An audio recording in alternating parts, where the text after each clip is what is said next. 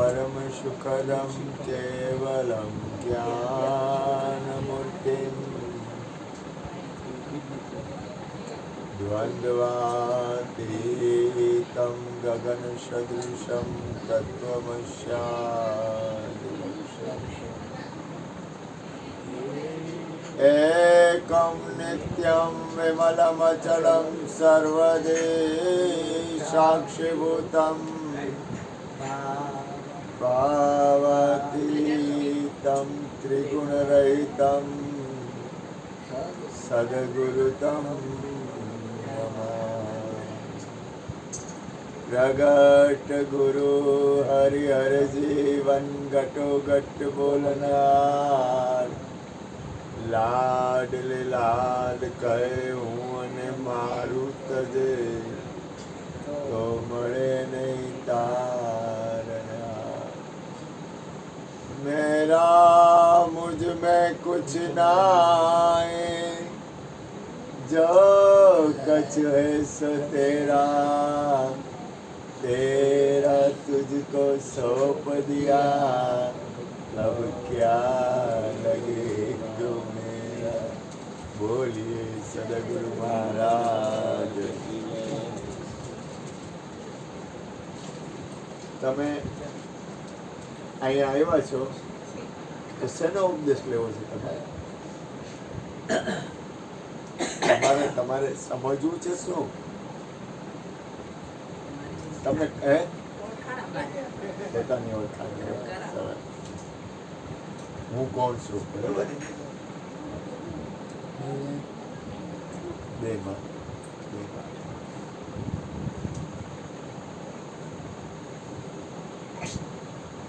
ઉપદેશ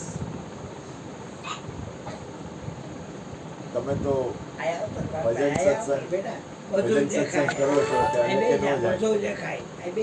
પણ એક વસ્તુ તમને ધ્યાનમાં આપું ઉપદેશ લીધા પછી કાલે તમને ગુરુ કૃપાથી ઉપદેશ કરીશ સદગુરુની કૃપાથી બરોબર પણ તમારે ઉપદેશનો અભ્યાસ કરવાનો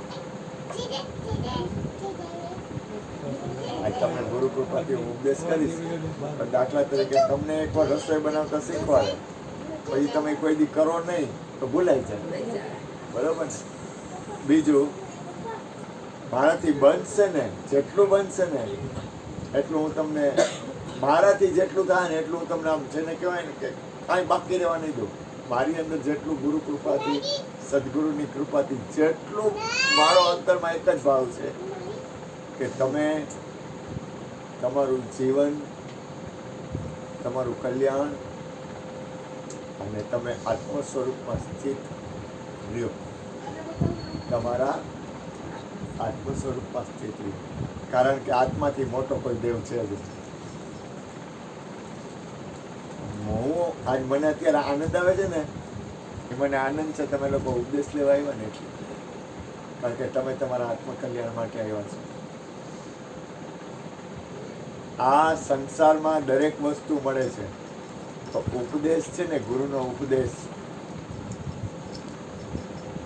ઉપદેશ એવી વસ્તુ છે કે ગુરુનો ઉપદેશથી તમારા આત્મામાં સ્થિતિ થાય ઉપદેશ કોઈ દિવસ જવા ન દેવાય આ લોકોને ખબર પડે ને સુરત વાળા આ મારી માં કાંઈ ઘટે નહીં એને ખબર પડે ને ઉપદેશ છે એટલે સુરતથી અહીંયા આવે તારે અહીંથી એક દી છોડવું તો નથી છોડ્યું શનિવાર રાખો ને બાપુ આ દીકરો હોય મારો આની ઉપર મારો અધિકાર છે અને મારો બાપ કહું ને તોય મને કબૂલ છે હું એને મારો બાપ કહું ને તોય મને વાંધો નથી અને મારો દીકરો કહું તોય મને વાંધો નથી પણ ઓલા લોકો ઓલી માં રહી ને જો ઓલી માં છે એ કીના ભાઈના બા છે એ કે બાપુ ઉપદેશ હોય તો કહેજો હું સુરત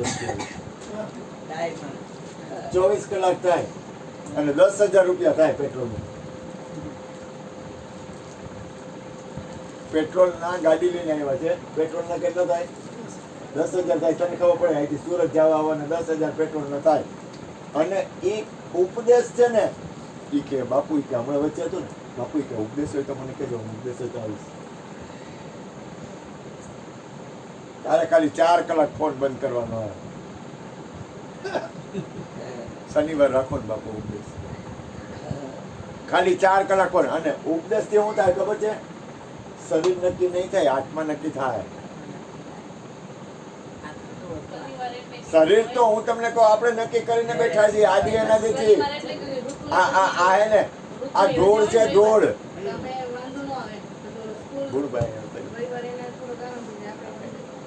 હા, નજીક હજી નજીક. અરે ના, એવું નથી કાંઈ, નાના મોટા કાંઈ નથી. આપણે બધા, હું બાળક જ છું માં, હું બાળક જ છું, હું સદગુરુનો બાળક છું. અવસર છે ને, અવસર જીવનમાં યાદ રાખવું. સારી વસ્તુ છે ને એ બહુ ન મળે. સંસાર તમને ગમે ત્યાં મળશે. સંસાર આ વિશ્વમાં એટલો બધો સંસાર સાગર કરતા મોટો છે. આજે હું સાંભળતો હતો ને મહાપુર, પૈસા મળી જાય, પૈસા ખોવાઈ જાય, વપરાય જાય, શરીરે ખોવાઈ જાય. કાળું, અમારો દીકરો કાળું, વિચાર કરજો. હવે 1 સેકન્ડમાં કાન્યા 44 વર્ષની ઉંમર, કાંઈ નહોતું, છાતી દુખતું હતું, એટેક આવ્યો, પૂરું થઈ ગયું.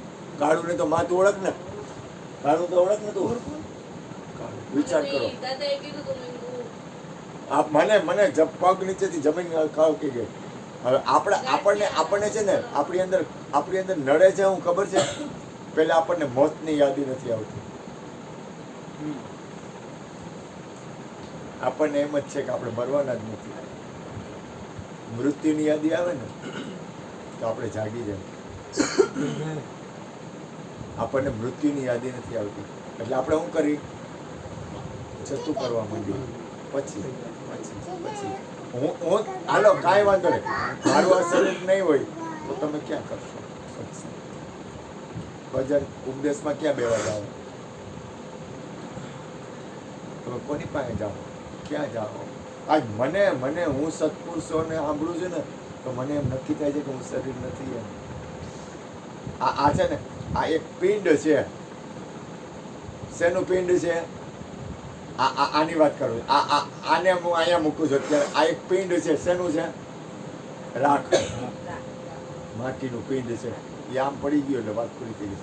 હવે એ પિંડ છે ને, આપણે છીએ જ નહીં. પણ ઓલી દીકરી હતી ને, બિચારી બહુ રોતી હતી. એના કોક આપણે ઓલી પૂજાના નાની બેન દુખાણી, અને નાની બેન ના વર ને શું કહેવાય? હાડું કહેવાય ને, બનેવી હાજી હોય. એ વયા કેમ તો બિચારી રોતી હતી. મેં કીધું આપણે ગુરુ પાસે, તું મારી પાસે શું કામ આવ્યો હતો? શરીર નક્કી કરવા કે આત્મા? હા, એ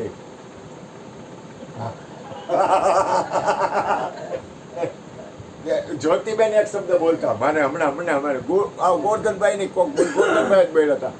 ગોરધનભાઈ બોલ્યા હતા કદાચ. એ કે જે પોતાને શરીર માનતો હોય ને, ગુરુને શરીર જ માને.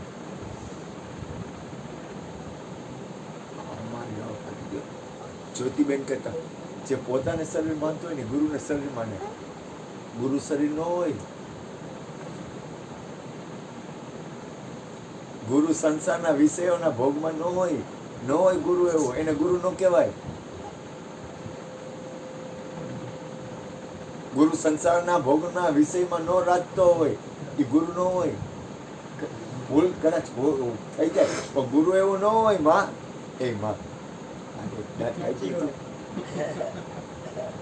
ગુરુ તો તમને આત્મામાં ઉભા રાખે. આપણે બધા ભેગા થયા છીએ એ આત્મ સ્વરૂપ માટે ભેગા થયા છીએ, શરીર સ્વરૂપ માટે ભેગા થયા છીએ.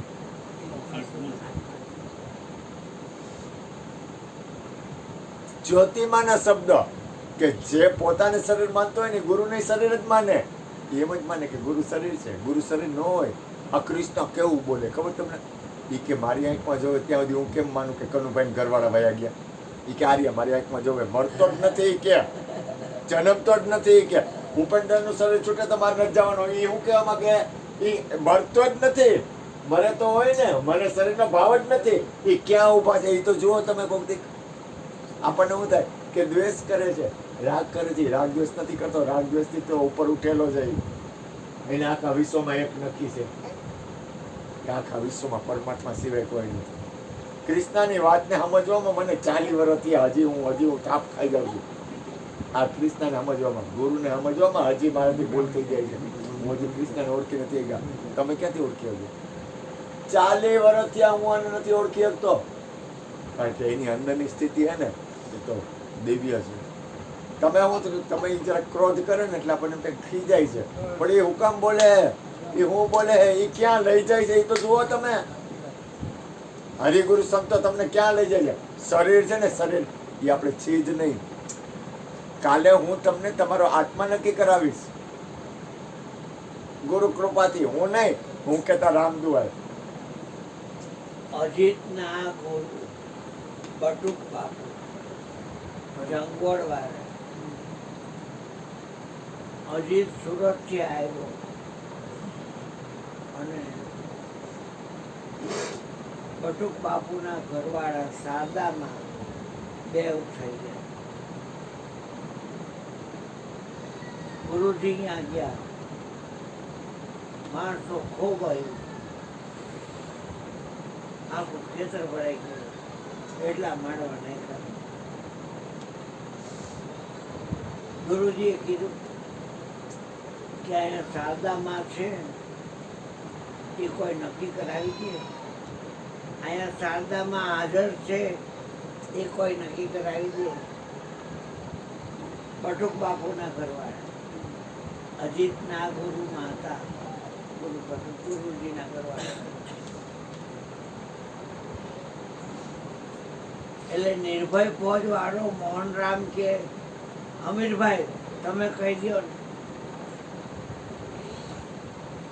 કે હું તો કહીશ, પણ તમે કઈ હોજારશો નહીં, તમે કઈ નક્કી નહીં કરો. આ મજા બધી નક્કી નહીં છે.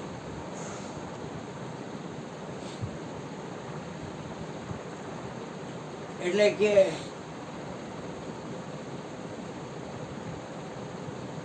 શરીર છે શારદામાનું, અહીંયા ફરિયામાં ખાડો કરી અને ફસરાય.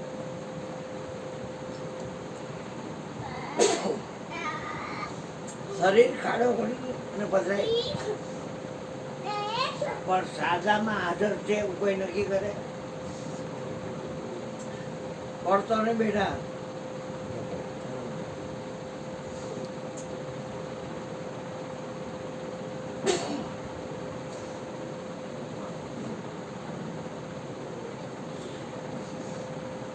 પછી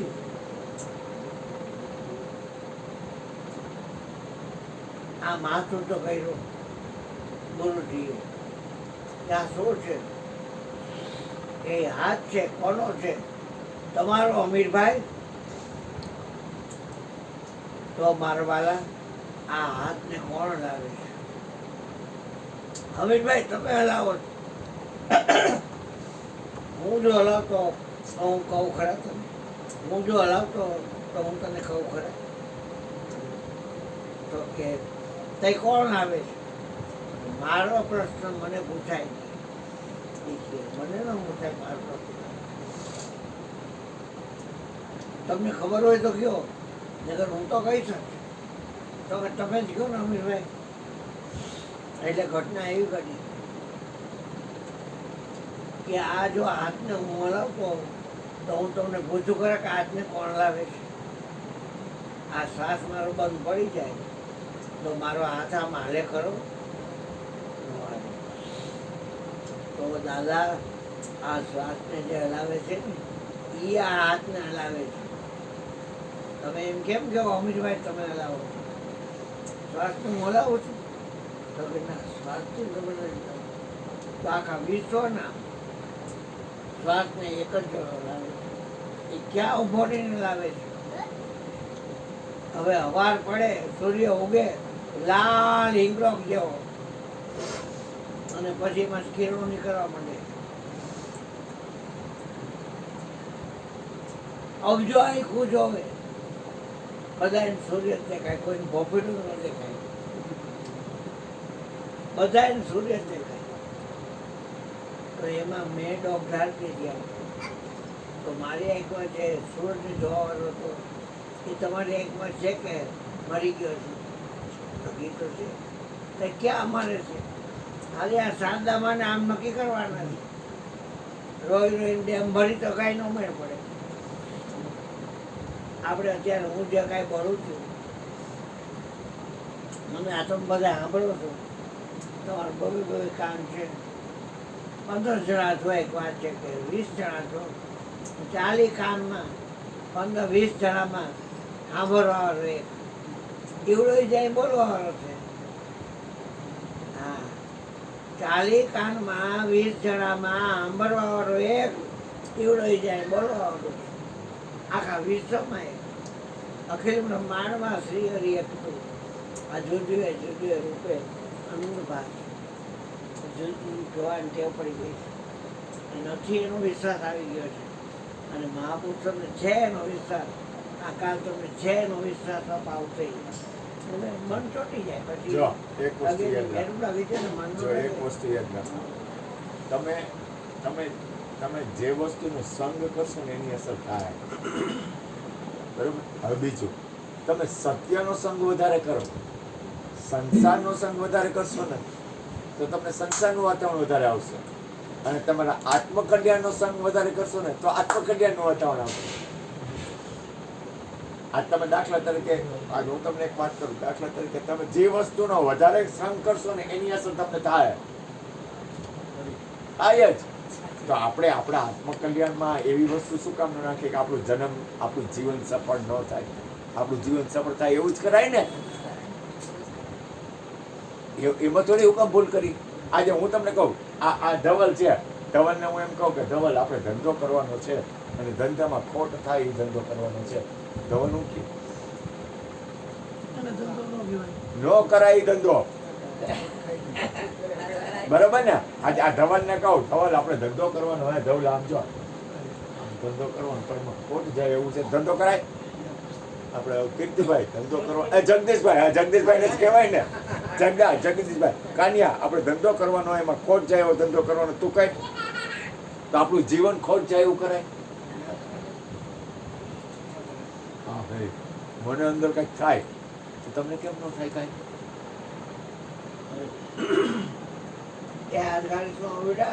મને અંદર, હું તને જેમ જેમ કહું છું, કૃષ્ણએ મને એને જગાડી દીધું. મને એને મારું જીવન રહ્યું ને એમાં મને કાંઈ પણ એમ મને એમ થાય કે મારું જીવનથી ધવલાનું ભલું થાય, મારીનું કલ્યાણ કેમ થાય?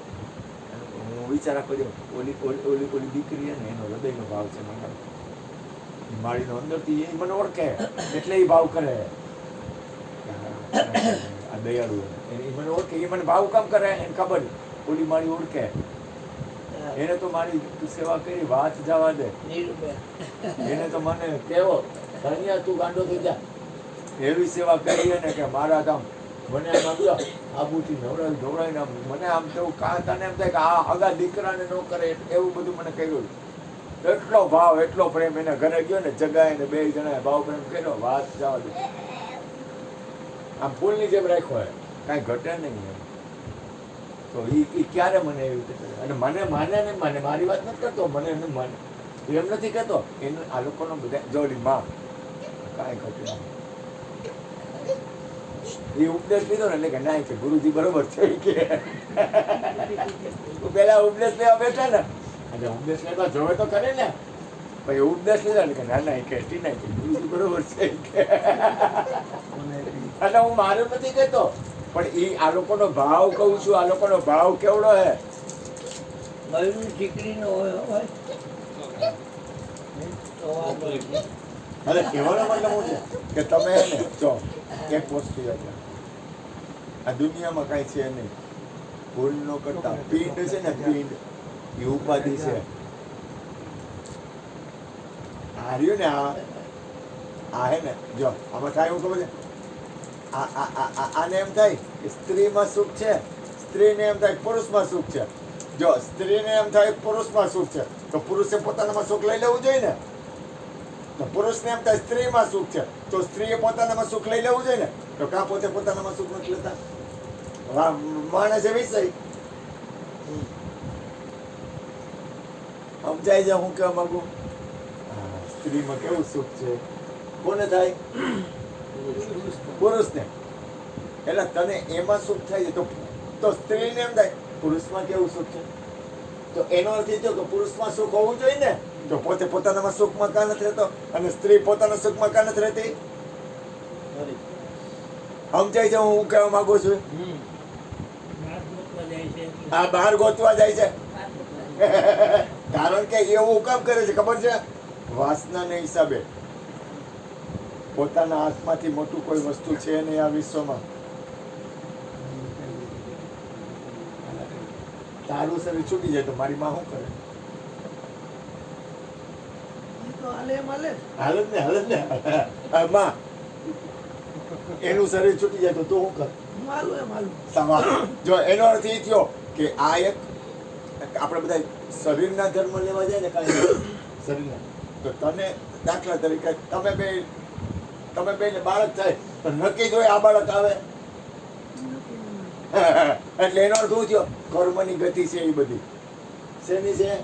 એકબીજા ભેગા થાય છે ને સંસાર વ્યવહારમાં એ કર્મની ગતિ છે.